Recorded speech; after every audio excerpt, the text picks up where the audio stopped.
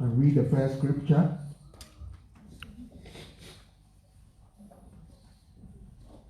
We are taking that from Isaiah 25.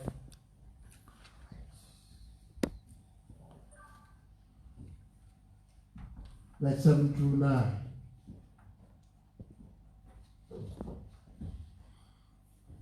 And he will destroy on this mountain the surface of the covering cast over all people, and the veil that is spread over all nations. He will swallow up death forever.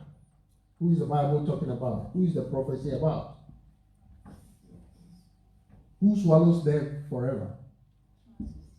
Jesus. Okay, this is the prophecy of Isaiah about Jesus.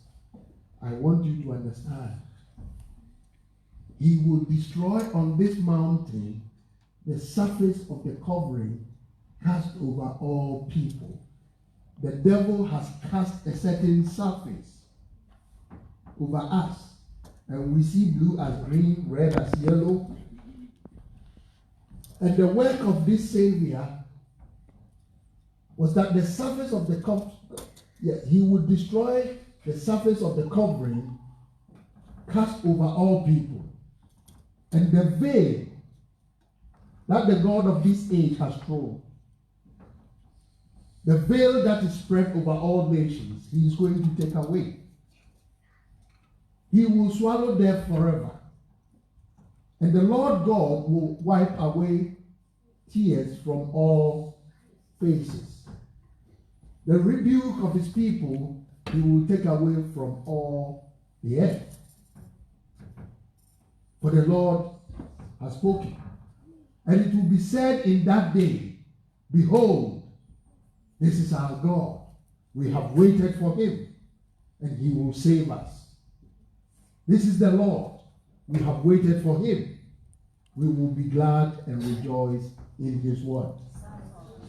So his main task was what? Save us. Salvation. You see, he was coming for a special purpose. And all the Old Testament was talking about this coming. All the Old Testament was talking about what he was coming to do. I want us to pray. Lord, we thank you and we bless you for another day like this. We know that the evil one has cast over all the surface of the earth. The veil is spread. But Lord, even as you came and removed, the peoples of the earth have still not known about what you came to do. Lord, our prayer today is that even those who are still veiled, you will remove those veils in Jesus' name. That whatever covering that the enemy has cast on the surface of all the earth, Lord, that you will remove for people to know that there is salvation in you. This is your task. And as people are rejecting, Lord, we pray that there are still some who are hungry and thirsty.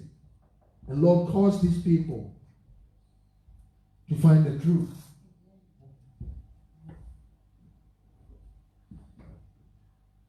Bless us with your word. And Lord, cause us to lead holy lives. We thank you in Jesus' name. Amen. Be seated. You see, since creation, God always has the well-being of human or of humanity. God always has the well-being of humanity. I don't want anybody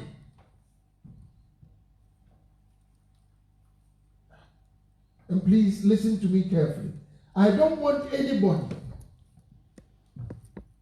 to have it in mind that God is a wicked God.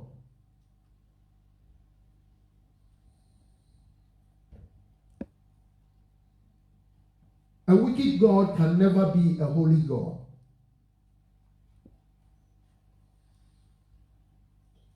A wicked God will never tell you to turn away from your wickedness.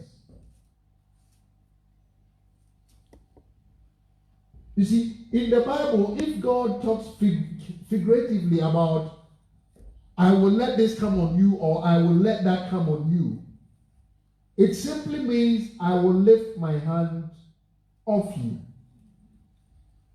And the enemy will do whatever he wants to do to you because of what you have chosen or what you have done. Somebody will say, then why did God create wickedness? Why did God create death? Why did God create death? No. No? God did. Are you confused?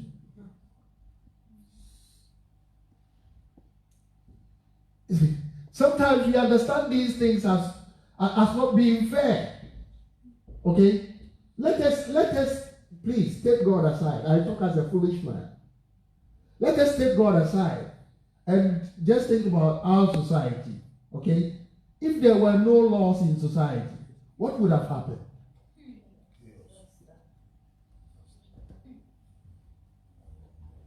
If I see that you have money and I don't have money, and I can just attack you and kill you and take your money, of course I will. You see, we don't want to be responsible. So we see some things of God. Why did he create death? Why did this come? Why did that come? You see, God is a God of order. So he will tell you, okay, if he had not told them something in the garden, they would have still blamed God. You knew that this would do us that. Why then didn't you tell us? Because this is always the human being. We want to cut every side.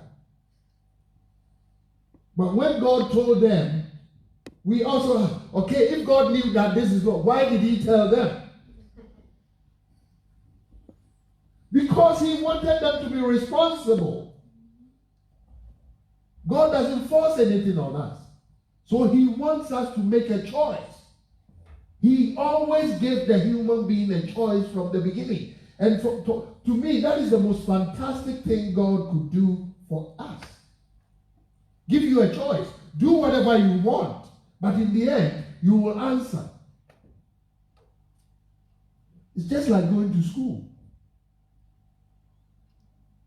You may choose to do whatever you, but in the end, you will go and write the exams.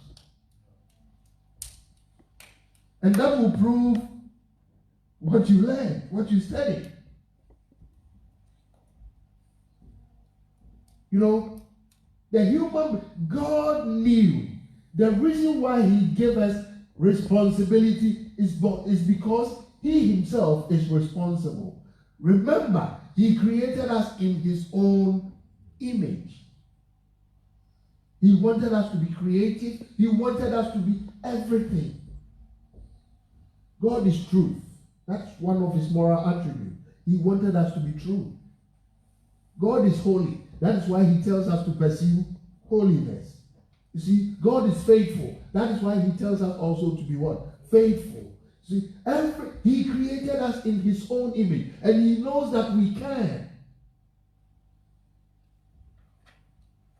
But then he tells you everything that I don't even think when he told Adam and Eve about what was going to happen, death. Okay, the day you eat of this, you will die. I don't think they even understood what death meant.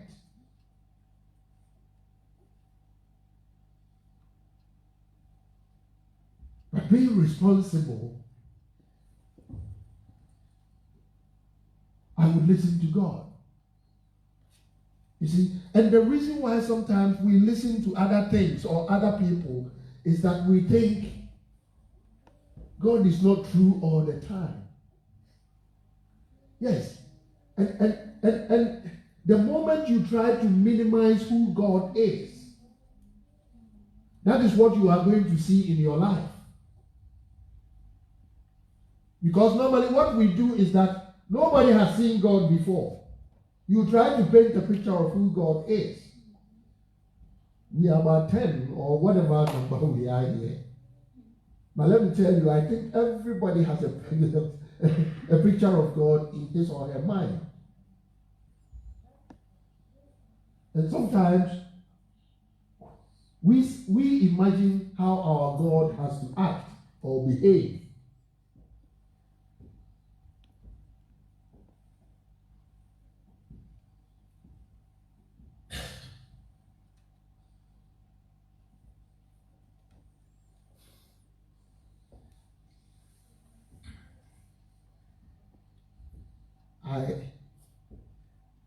A woman said, I prayed and the Lord showed me I had to marry a man called John.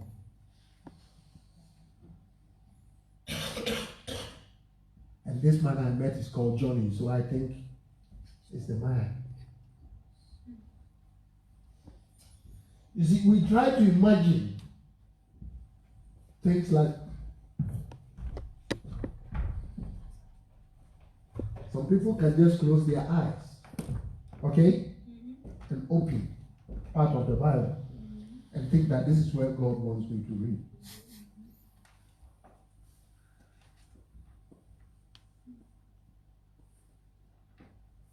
I'm talking about this imagination. This has been our dealings with God all the time. You see, so you picture your own God in your head and what this God wants you to do. It's your imagination. Because he has set his rules. You see, if you follow the word of God, you know what to do. Okay? He was coming to do something for us. We will come to this scripture again. Okay? He has to destroy a covering that has been cast over all people. Sin. The enemy has covered all the world with a covering. That makes us imagine. That makes us not believe in God. So, you see, Christ was coming to take all this covering away. He was coming to take some veil that is spread over all nations. A big veil. He was coming to just take it away. You see, he has to die, but then he has to rise up again to swallow death. That, okay, death, you think you have won, but 3 days' time, it's mine. He only didn't do it for himself. He raised other people from death. Lazarus had died 4 days.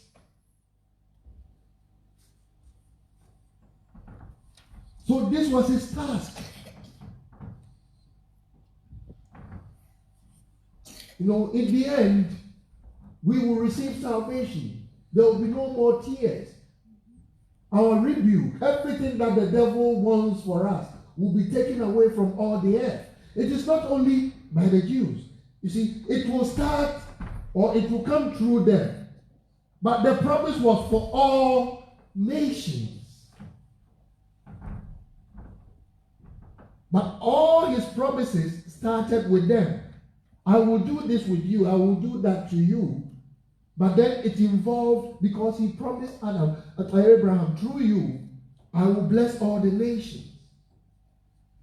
So the promise was not, okay, they were waiting for a savior. They thought it was only for them, but it was for all the people. It was for all nations. That was God's plan. And the prophets had already revealed it. You know, that time will come. This is our God. We have waited for him. All of us. He is coming for salvation.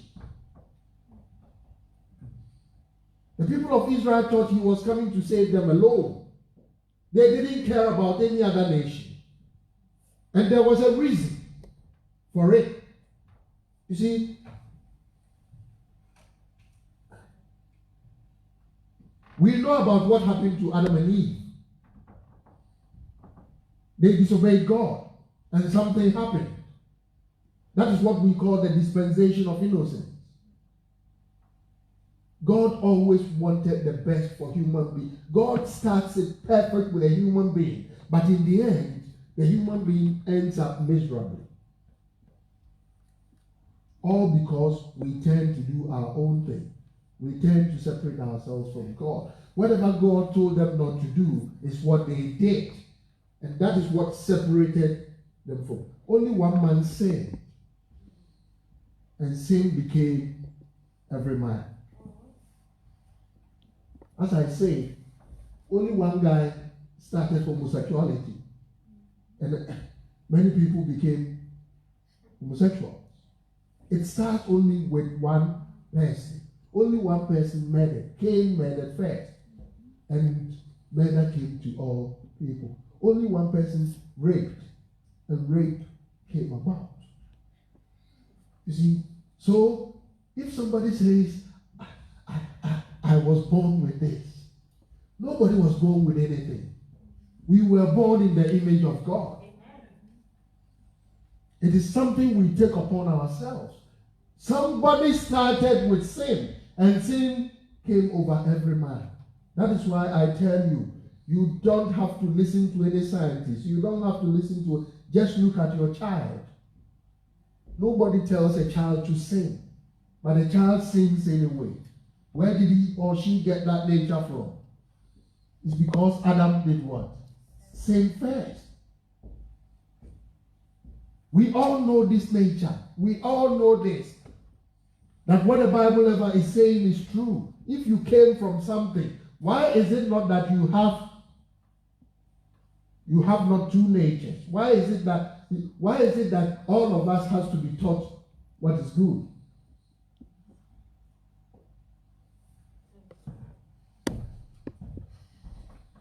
You see, so we know that something happened to Adam, and whatever God meant for man, because he is a holy God, and they did something unholy, he had to separate himself from them.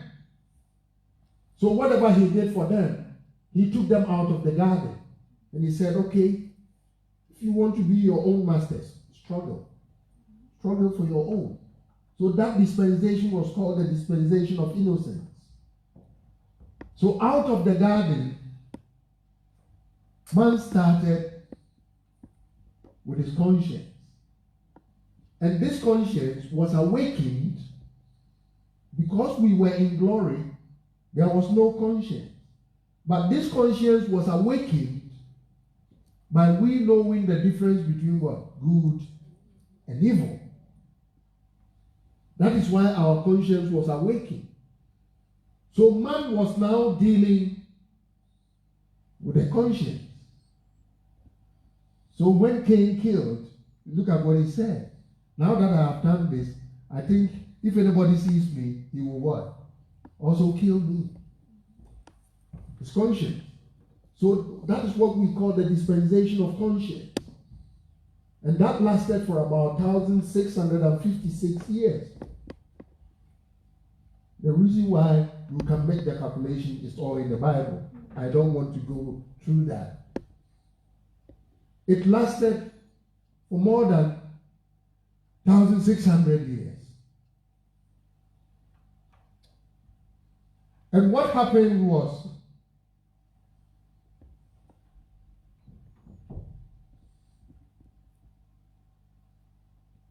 we have been awakened by the knowledge of good and evil.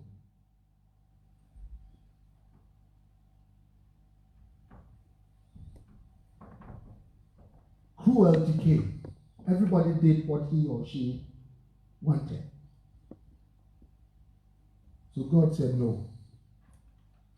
I have to do everything again. So he had to destroy all the earth again. He had to destroy mankind and everything. And it remained with only 8 people.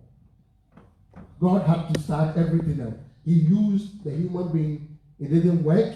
He used Adam and Eve. Now he used Noah and the family. Okay?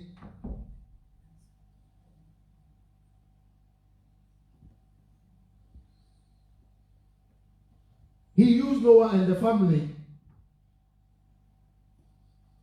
And it still didn't work. When Noah came, so many descendants. We know about Shem, we know about Ham. Okay? We know about all of them. And then all that a human being could do again was to challenge God, to build a tower higher than anything. We have all read about the Tower of Babel. Let us do something for ourselves. That is what he said. Let us create a name for ourselves. So we always want it for ourselves. We always forget about the God who started with us. That lasted for about 427 years. And God had to what? Change everybody's language.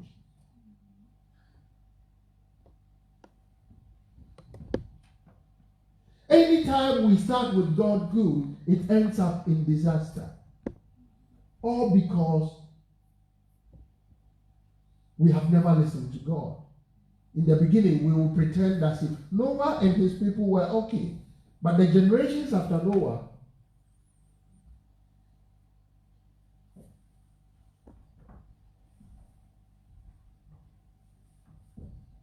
so now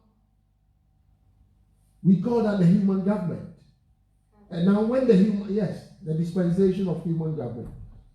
So from the beginning of the Bible till Genesis chapter 9-10, when you read about the Tower of Babel, how many dispensations has come? 3. From first Genesis chapter 1 to Genesis chapter 10. Okay? It's about 2,000 years. If you read the Bible, it's about 2,000 years. Approximately.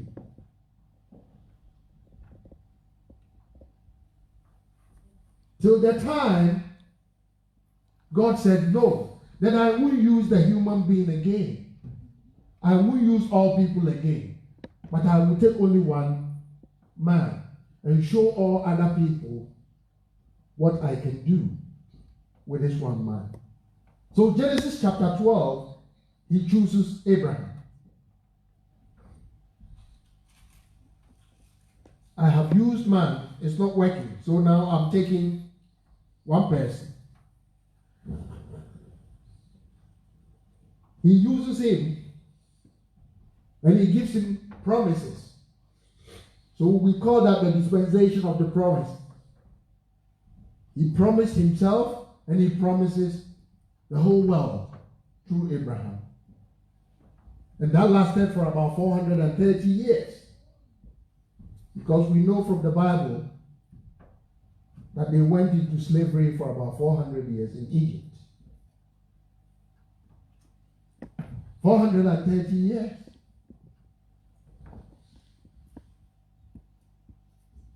And what happened to these people?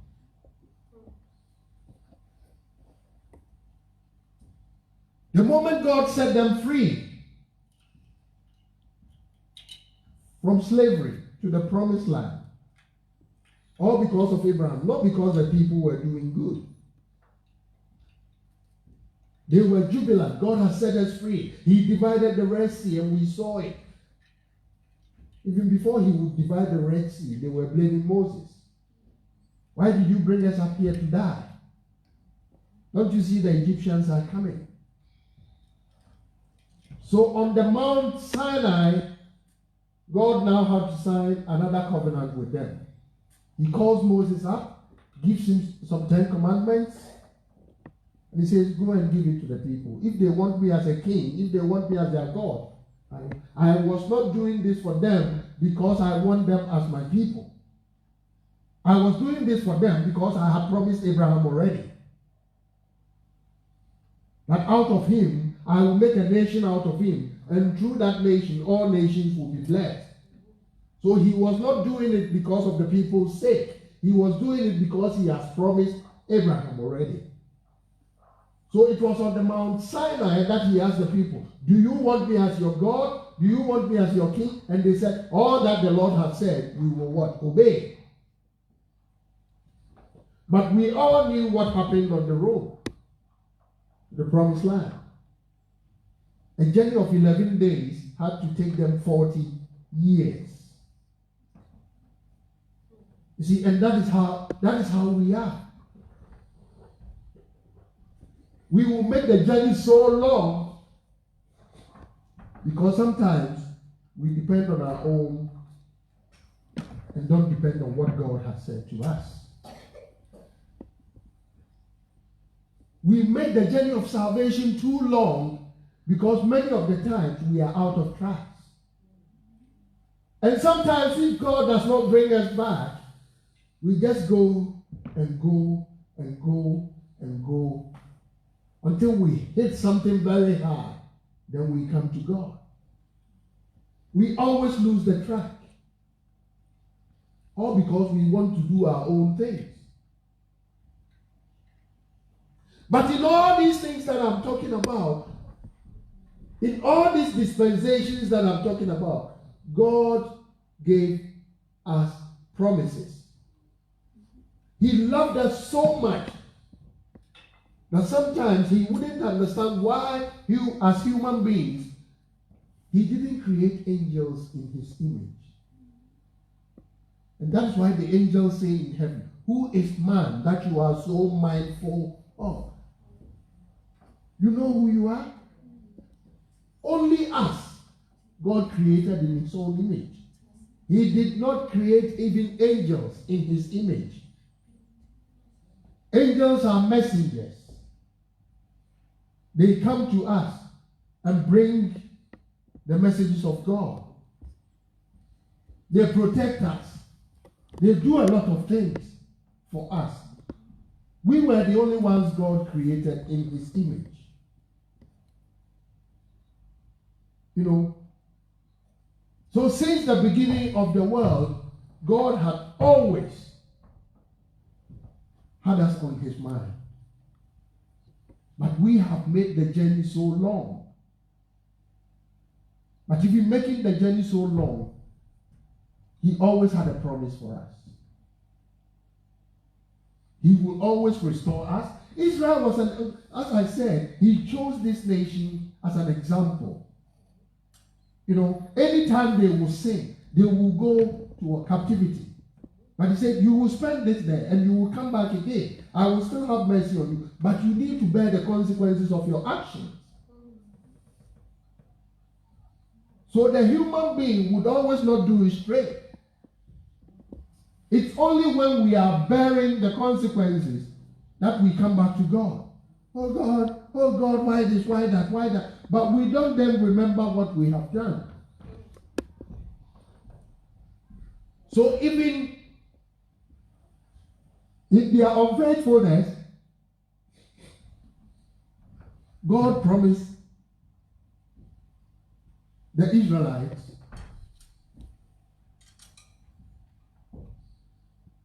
that I gave this promise to Abraham, and it's going to happen.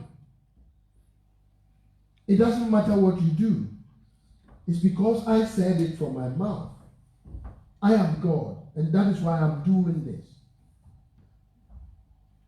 But as I said from the beginning, God wouldn't force anything upon the human being. You know, to me, that is the most greatest gift, apart from salvation. If the one who created me says, I have the right to do whatever I want. Okay? the right to do whatever I want. But then he tells me that it's better you do this. You have your right. We have the right to everything, but not all things are what? We have the right for everything. So he said, so God tells you have your right, but better do this. Because if you don't do it, in the end, your right wouldn't serve you any good. You know, so even the one who created us, he has made it in a way that it's either you take him or you reject him. He doesn't need anything from you again. It's either you believe in him or you don't believe in him. That is why people like somebody calling himself Abraham bin Moshe or something, that is why they can say whatever they can say. They can say whatever they can say against God because God has given them the right to choose. You see, but the human logic tells me somebody who is created by God and blaspheming God should not even stay on earth.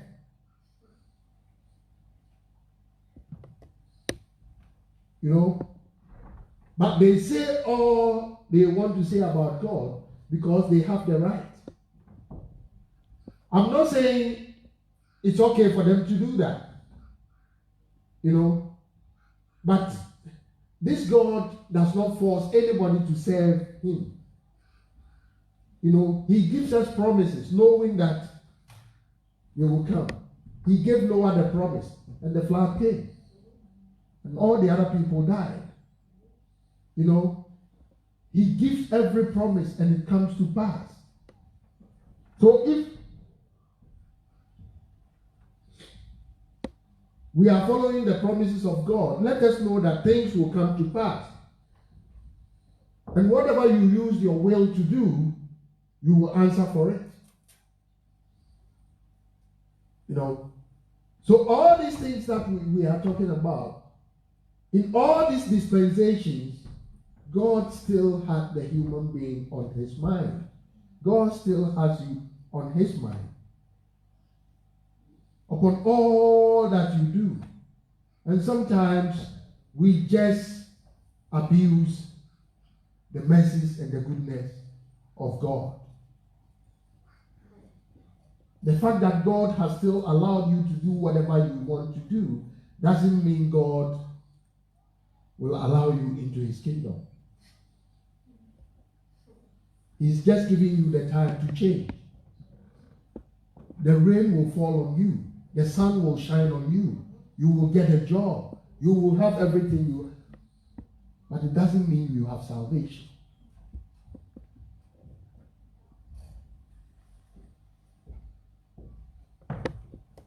You know.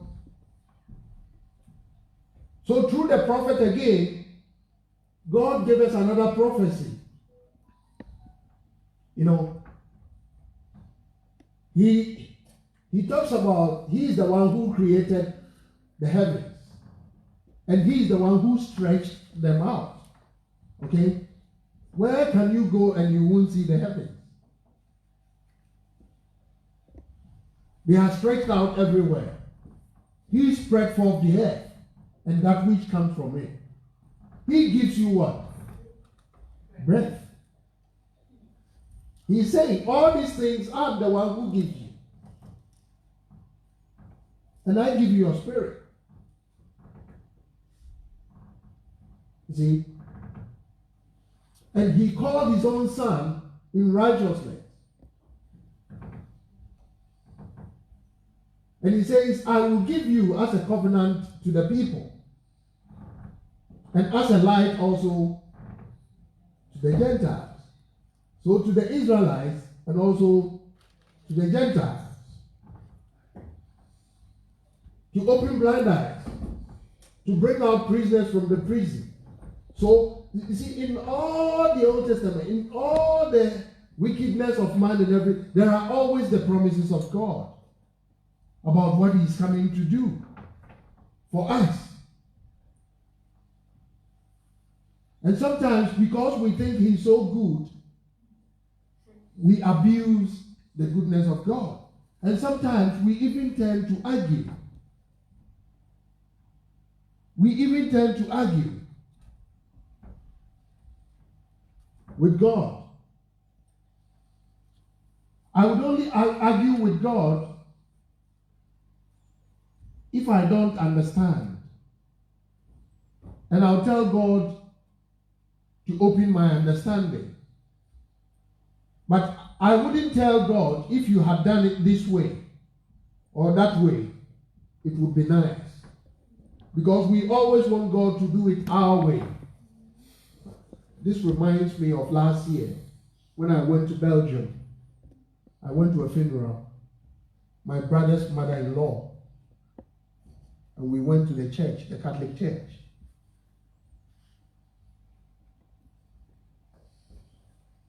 And in the course of the service,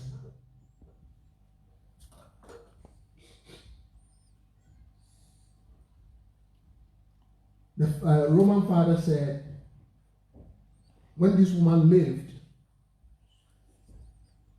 she had a favorite song. So they are going to play that song in the church. And that was the song of Frank Sinatra.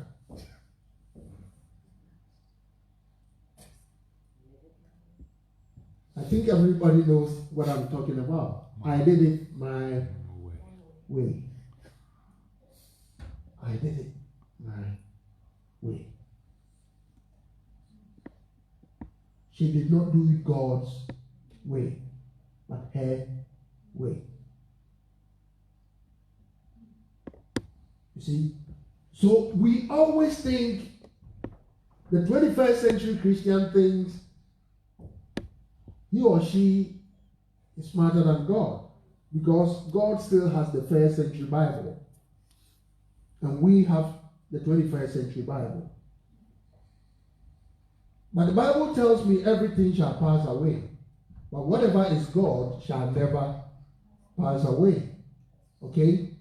And the Bible tells me the God of the first century is the same God of this century. So God never what? Changes. But we think there has to be a God of the 21st century. So we are always telling God, you are far behind. And we are far way ahead of you. So come. You know, we will dictate for you so that you come and reach the 21st century.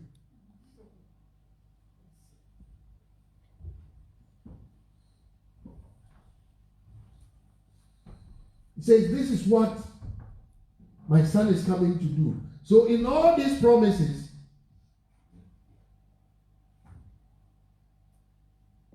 God showed his love to you and I through one man who obeyed. You know, the whole thing is, when the promise came, I don't know whether people understood it or not. You see, the Bible says now there were in the same country shepherds living out in the fields, keeping watch over their what? Flock by what? By night. Okay. If you have a sheep, or if you have sheep in Israel right now, can you bring them outside by night? No.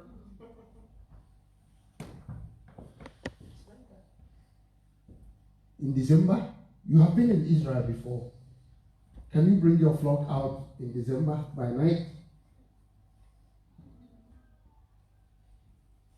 You see, there are still mountains there. Who knows where the source of the Jordan comes from? Well, yes. And there's always eyes on it. Always. That is the source of the Jordan River. We are not talking about, excuse me to say, Africa, that you can keep your sheep by night to graze. I just want to tell you that whatever it is, the Savior was not born in a period like this, but the time doesn't matter. It does not really matter. That is not what we are talking about. But I just want to tell you that Christ was not born in December. Okay? According to history, it was somewhere late September, October. Okay? But that is not even the problem. Okay? So they were in the field when the angels of the Lord stood before them. And the glory of the Lord shone around them. Why would I be in the glory of the Lord and at the same time be afraid? They were afraid of seeing something supernatural. But this is how God started with us. We were in something supernatural already. But sin makes us afraid when we see something supernatural of God. Because they were seeing sinful men, they couldn't stand in the glory. They were just afraid. God says he's bringing us back to the glory. Okay? He says we have all sinned and we have fallen short the glory. So he's bringing us back into it again. Why would they see the glory and be afraid? So then the angel said to them, you don't have to be afraid. Because this is good news. Whatever you have been waiting for to bring you joy in this world has now appeared. I want you to understand the meaning of this occasion. Okay? Remember that our wickedness, our disobedience has separated us from God.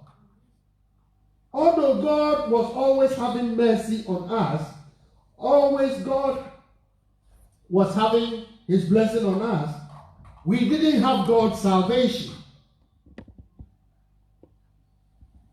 But remember, from the time of Adam till this time, God's mercy, God's love, God's blessings have been there all the time. But when mankind sinned, we lost union with God. That has nothing to do with God's blessings or God's goodness. Please, I want you to listen to this. From time immemorial, God's sun was shining on us. God's sun is... We have everything we would have, but we didn't have union with God. We didn't have salvation with God. We had it from the beginning, but something separated us from God. But God was still doing his job of feeding us, keeping us alive, protecting us. But this union was broken. I want people to understand that. So whatever situation you are now does not reflect your salvation. Salvation is having a communion with God.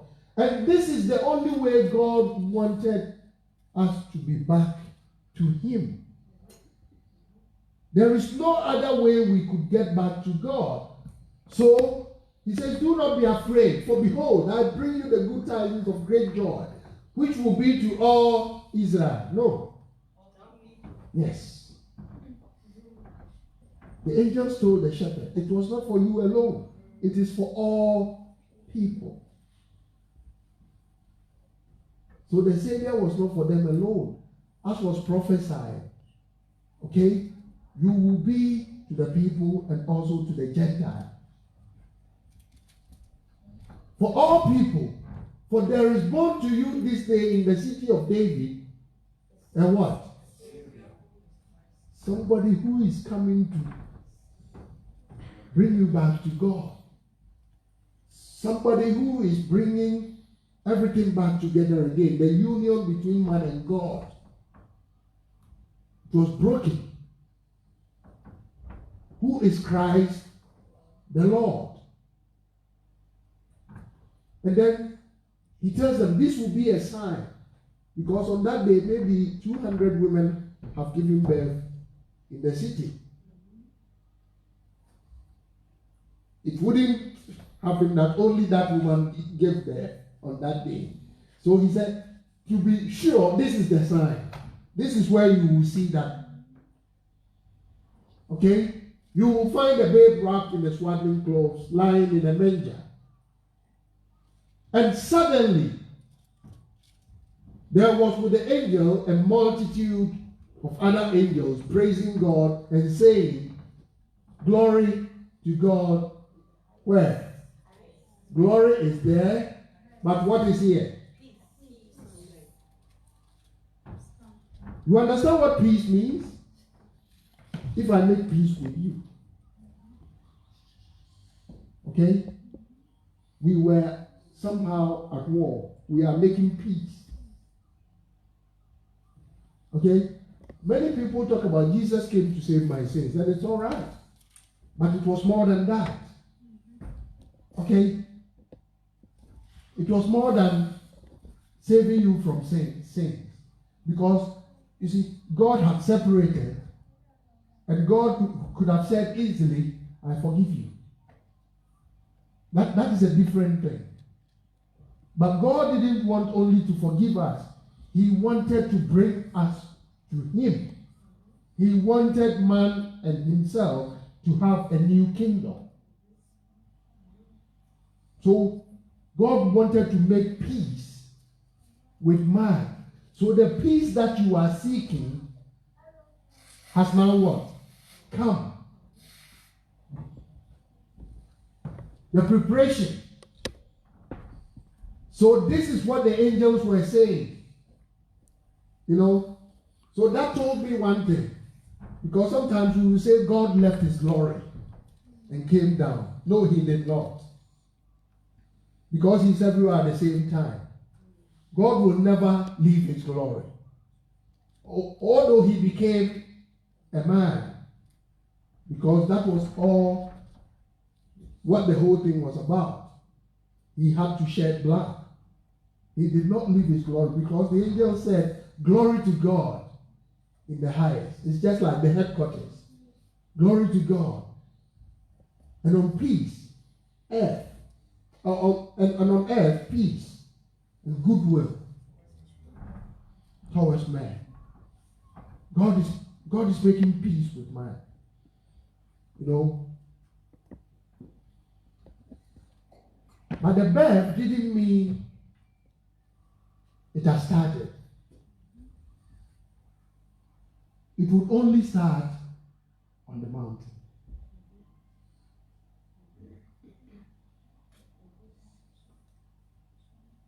It didn't start when he was born. Till the time he was born, till he was 30, this body was being prepared to take that task. So that is why nobody heard about Jesus before he was 30, when he started his ministry. Before then, everybody knew him as Joseph's son, the carpenter's son. Only those whom the angel came, the father and the mother, knew something about this child. So when he started his ministry, they all were amazed. Could this be the one? Because of the things he was, could this be the one? Could this? So until he was 30, people didn't really ask about anything. It was until on the mountain. And if you come back to the first, I want you to come back to the first scripture again. And he will destroy on this mountain the surface of the covering cast over all people. It had to happen on the mountain, where we call Calvary, on that hill. It was where all this veil was going to be taken. It was where God will start wiping away the tears of man through the death. So everything started when he died on the cross. Had he not died on the cross, there would have been no beginning of salvation. That is why until his death, he had to obey the Old Testament law. He had to act also like an Israelite, although he was God, because the time was not yet. He said, I came to fulfill the law. He had to obey every law. He had to pay tax to Caesar. See, so by going back, the whole thing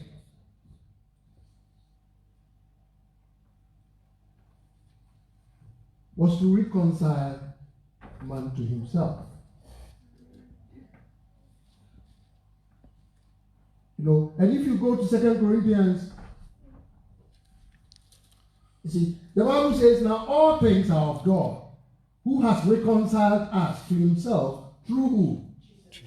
He has, you see, it was not only about, I forgive you your sin. Two people who are not on good terms. Okay? A holy God and a sinful man coming together. Okay? It is not possible. Holiness and sinfulness don't come together. So the only thing that will cleanse us was his son shedding his blood for us.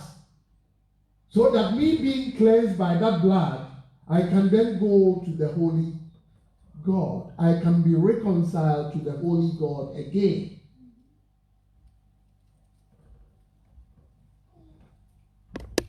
Because sin has separated us. And for us to be there again, somebody has to bear my sin so that I become holy again. And that is the symbol. But it didn't start on the bed. It started on the cross. I am not saying Christmas is not important. But I want you to understand that that is the beginning, or that is the preparation of God's promise to us. I want you to explain it to somebody as you understand it. That this day was the day the angels told us to rejoice, because God is coming to make peace with what? Man. God is coming to make peace with man. The peace that he promised us. Although God have had mercy on us. God gives us food. He protects us. He does everything. But this time, God wants to make friends again with what? Man. Just like he was with Adam, pre-sin. In the cool of the day, he will come into the garden and chat with Adam. Chat with all of them. But when they separated, this was the time that the angels told us what God said. He's now coming to cleanse all people. He said this good tidings is not for Israel alone. It's for all people. And that he is going to bring us to himself through Jesus Christ. And when he brought us to himself through Jesus Christ, he gave us that ministry of reconciliation. I forgive you is a different thing. Okay? I just forgive you. Okay? I don't only forgive you, I want us to be friends again. And as I use the 100 euros, if somebody steals your 100 euros, okay, You can say to that person, your friend, I forgive you. Okay? Your friend will tell you, I'm the one who stole it. But you can tell that person, I forgive you. But then you wouldn't like to see him again near you. Is it not true? What will make you love this guy again? Yes, unless he says, this is your 100 euros. Take it back. Then you say, yes. Oh, now we are friends again. You know, it's something like that. You know, we stole something from God. And God said, okay, I'm here and you are there. Okay, I will do everything for you, but I don't want this to be. Because we cannot. In your state has become rotten. The state in which the only thing that brings us together is holiness. Okay? I'm a holy God, but now you have become sinful. So right now, we can't live together. It is not God who said, I don't want you again. It's the consequences of what we did. Okay? But he still promised that a day is coming, I will fix it again. You know? And the Israelites were waiting for it. And they thought it was for them alone. He didn't promise Abraham that it was for Israel alone. He says through him, he will also bless the whole world. And when the angels appeared, they said this is for all people. Okay? So God said, or could have said, okay, I forgive you, but I don't want to have anything to do with you. You know, we have wronged God. But he himself provided that 100 euros back for us. Okay? He provided, we have wronged him. We have stolen from him. But then he provides something for us that will make us come back to him again. That will wash all those sins away. He didn't only want to wash that sins, but he wanted us to come back to him again. And that is the goodness of God. It was not only about sin. It was about reconciliation.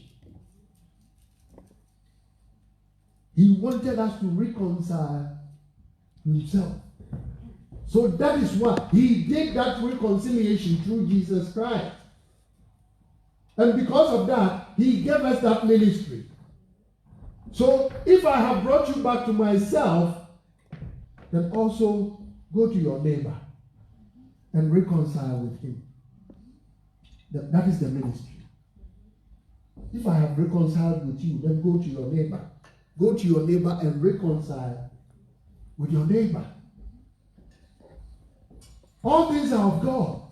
He has reconciled with us and has given us the ministry of reconciliation. And that is, God was in what? He was in Christ reconciling the world to himself. He was not only reconciling Israel to himself. He was reconciling the world to himself, not imputing our sins to us. He was not again punching, you are sinners, you are sinners. By reconciling, he took the sin away and he brought us again to himself. And that is why he has also committed to us the word of reconciliation. So this occasion is about me restoring myself with God and restoring myself with my neighbor. That is the ministry of reconciliation. This is the time we Christians have to stand up, because China does not understand what it means. They only see the celebratory side of it. It's colorful. The lights are showing. But it's not, it doesn't mean fireworks. It doesn't mean rockets. It means God has begun a work in me. The meaning of all these things is being lost. And the Bible says in Ephesians, that is what the Bible talks about reconciliation with man. After reconciliation with God, Paul talks about Jesus being our peace. So he has made both one. You remember the prophet said he will be for the people of Israel and also for the Gentiles. So Paul is talking about he has made both the Jew and the Gentile one. Jesus Christ being our peace has restored us together because the Jew didn't have anything to do with the Gentile. The Jew thought he was only the one for God. The Gentile is you and I. We didn't have any relationship with God. For he himself is our peace, who has made both one and has broken down the middle wall of separation. Whether you are Chinese, whether you are Jew, whether you are black, whether you are white, this is not how God sees us. He doesn't see us as a Jew or a Gentile or an Aborigine or a black man or a white man or whatever it is. Because he has abolished in his flesh. God didn't die in the spirit. Amen. God died in the flesh. There is a time to explain all these things. Okay? He has abolished in his flesh the enmity, that is the law of commandments contained in ordinances, so as to create in himself one new man from the two. God wants one new man from the Jew and the Gentile. Okay? Thus making peace. And that he might reconcile them both to God. Okay? In one body through the cross on that mountain. It had to start from there. Thereby putting, you remember the prophet said he will swallow up death forever. Thereby putting to death the enmity. And he came and preached peace to you who were afar off and to those who were, to the Jew and to the Gentile. For through him, for through Jesus, we have access by one Spirit to God. We have access again to God. Had it not been that child who was born, there was no access to God. God only did what he had to do for us, but there was no access to him.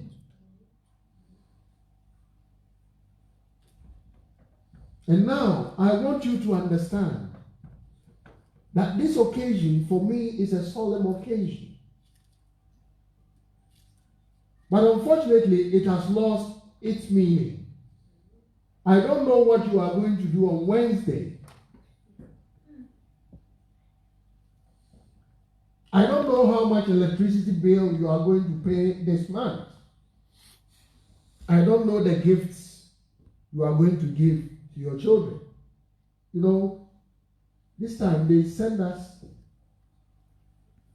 I think you always receive this advertising brochures, books in your letter boxes, full of adverts, especially for children. And some of the toys are over 400 euros. Some of them. And they will force you to buy things you don't want to. And because we don't teach the children, when it reaches such occasion, they will say, Mama, Papa, where is my gift? Your gift is Jesus Christ. Amen. He came to make peace. He came to bring us back to God. It has lost the meaning. You can buy a 400 euro toy for your child, but what have you done?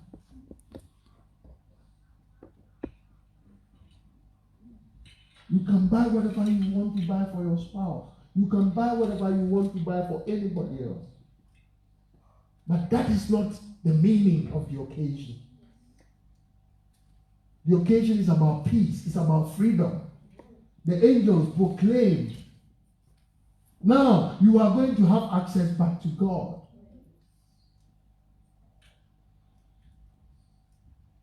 And I thank God that He has given us this opportunity again. But I don't know what you are going to do with this opportunity. Because just as from the beginning, anytime God gives man opportunity, we squander it. Then He tries it again, and we squander it. And He tries it. It's all examples for us. He destroys the world and set up Noah and the children, and they squander it again. He gives people the chance again and say, oh, we want to be more than God. We will build a tower, and they squander it again. The Bible tells us this is the last one. This one, He Himself did it for us through His Son.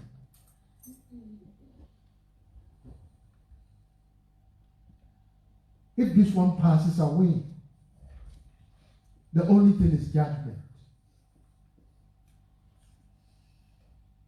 And if you pass that judgment, you are no more going to die.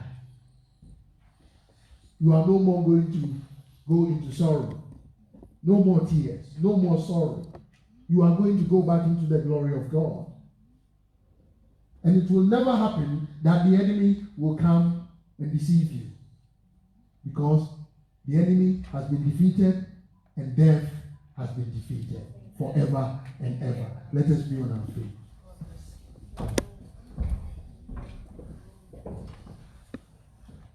Lord, we want to thank you for such an occasion. We want to thank you for your blood. We want to thank you, Lord, that your coming into the world was about peace between us and yourself. And Lord, we thank you for this peace. But my prayer is that the world would understand what this peace means. It's not about the United Nations peace,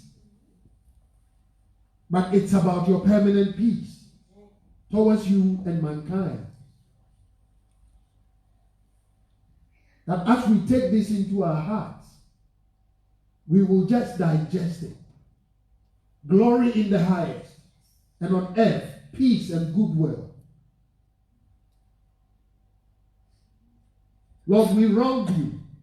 We disobeyed you. But through your love,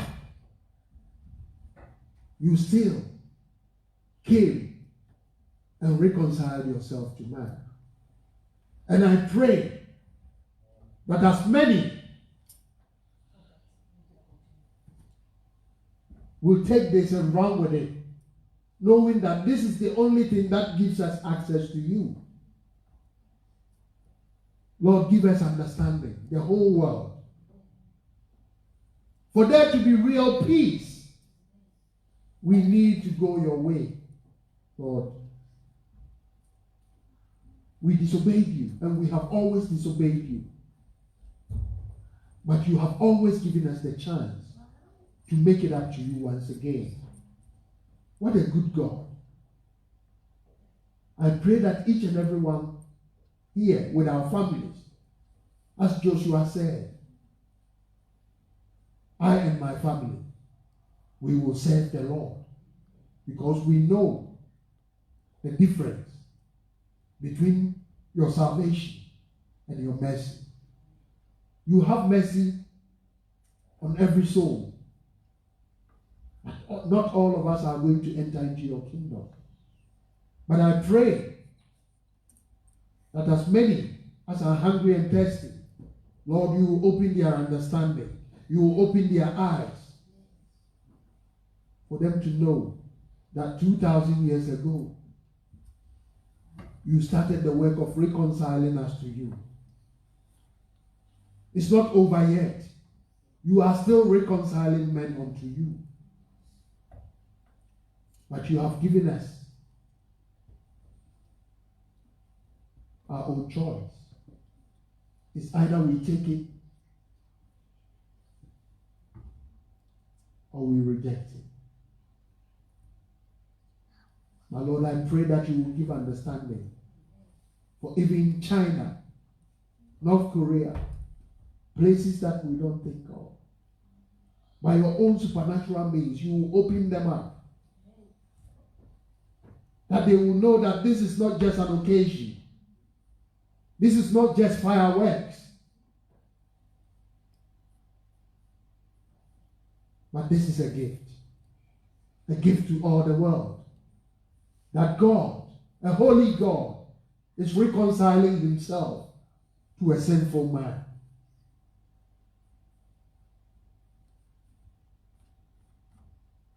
Lord, we did not deserve this, but you have made it possible. Out of your love, out of your compassion, you are reconciling me, a sinful man, to you. Lord, I thank you and I bless your name. Let us know the worth of what you have done for us. It is more than silver and gold. It is more than everything, because it is the only way for us to get to you. Let this occasion be solemn, and let us celebrate it with joy,